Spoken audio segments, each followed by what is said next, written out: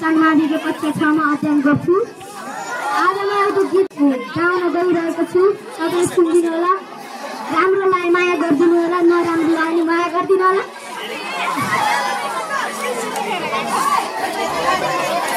सानो सानो घर छ मेरो रुद्रपुरको गाउँमा।